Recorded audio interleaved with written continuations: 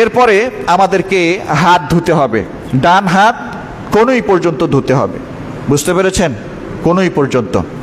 আপনি শুরু করবেন কোন দিক থেকে? কনুই থেকে শুরু করবেন ধোয়া, নাকি আপনি আপনার এই হাতের যে অংশ আছে অর্থাৎ তালুর যে অংশ আছে, কবজি আছে, এখান থেকে ধোয়া শুরু করবেন? এটা প্রশ্ন আছে না নেই? আছে। কোরআনে এসেছে ওয়া আইদিয়াকুম ইলাল মারাফিক, হাতকে ধো কনুই পর্যন্ত। তো এখান থেকে শুরু করলে এইটা হয় কি? পর্যন্ত। এখান থেকে শুরু করলে এটা হয় পর্যন্ত। কোরআনে কি বলা আছে? যে তোমরা হাত ধোবে কনুই পর্যন্ত। তাহলে শুরু করতে হবে কোত্থেকে? এদিক থেকে। বুঝতে পেরেছেন? হাতটা এই জন্য টেপে উজু করলে এভাবে আগে এদিক থেকে ধোয়া শুরু করবেন। হয়ে গেল? হয়ে গেল। এবার ডলাডলি শুরু করবেন, বিদ্যালাক দোলে দোলে ধুতে হবে আপনাকে।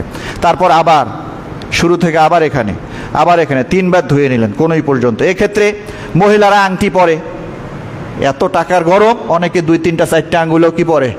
আংটি পরে। তো এই আংটি যদি টাইট হয় অবশ্যই তাকে আংটি কি করতে হবে? নড়াচড়া করে পানি পৌঁছাতে হবে। যদি খুলতে হয় খুলেও কি করবে?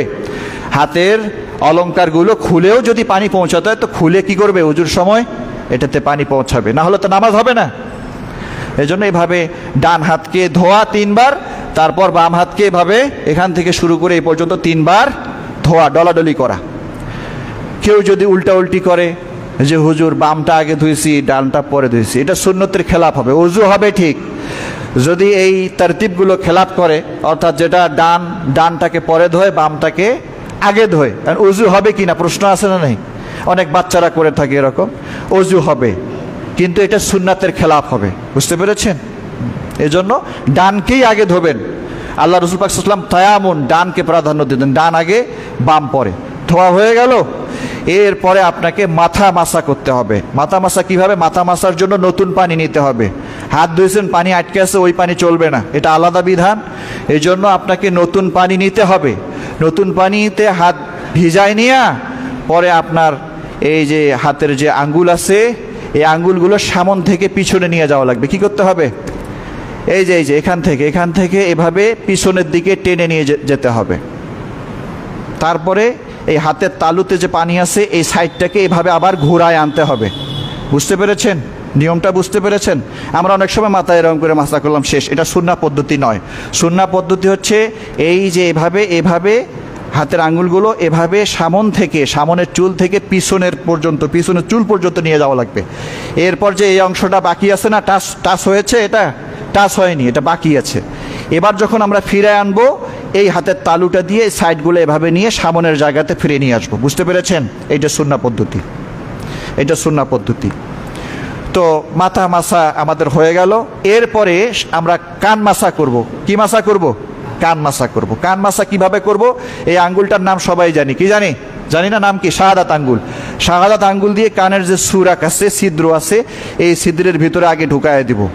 ছিদ্রের ভিতরে ঢুকাই দিয়ে এভাবে একটু নড়াচড়া করে তারপরে কানের ভিতরে যে প্যাঁচগুলো আছে না, মানচিত্রের মতন প্যাঁচ আছে, ওই প্যাঁচগুলো পুরোটাই এই আঙ্গুল দিয়ে আমরা ঘুরাই নেব। ঘুরাই নেওয়ার পরে কানের যে বাহিরের পিঠের অংশটা আছে, আমাদের যে বৃদ্ধা আঙ্গুলি আছে, এই বৃদ্ধা আঙ্গুলি দিয়ে এভাবে আমরা ইয়ে করে নেব, এভাবে মুছে নেব, বুঝতে পেরেছেন? এইভাবে আমরা অনেকে করি না, এই শেষ। এটা সুন্নাহ পদ্ধতি না। এই উজুর ফজিলতগুলো পেতে গেলে আপনাকে সুন্নাহ পদ্ধতিতে উজু করতে হবে। এই জন্য এভাবে করে নিলাম একবার, 3বার না, মাসা একবার। এরপরে আমরা ডান পা ধৌত করব কাপ পর্যন্ত। কি পর্যন্ত? এই যে টাকনু, এটাকে কাপ বলে কোরআনের ভাষায়। কাপ পর্যন্ত টাকনুকে আমরা ধুয়ে নেব। এরপরে বাম পা যে আছে টাকনু পর্যন্ত ধুয়ে নেব। বুঝতে পেরেছেন? পা যখন আমরা ধোবো তখন পায়ের আঙ্গুলগুলোকে কি করতে হবে? খেলাল করতে হবে। ইজা তাওয়াজ্জা, যখন রাসূল পাক সাল্লাল্লাহু আলাইহি ওয়াসাল্লাম ওযু করতেন এবং পায়ের আঙ্গুলগুলো ওযু করার সময়, পা ধৌত করার সময় তিনি সেগুলোকে খিনসর বলা হয় কনিষ্ঠ আঙ্গুলকে, খিনসর দিয়ে তিনি ওগুলোকে খেলাল করে নিতেন, ঢুকায় দিতেন। বুঝতে পেরেছেন? এটা আপনি ডান হাতের আঙ্গুল দিয়েও করতে পারেন, বাম হাতের আঙ্গুল দিয়েও করতে পারেন, অসুবিধা নেই।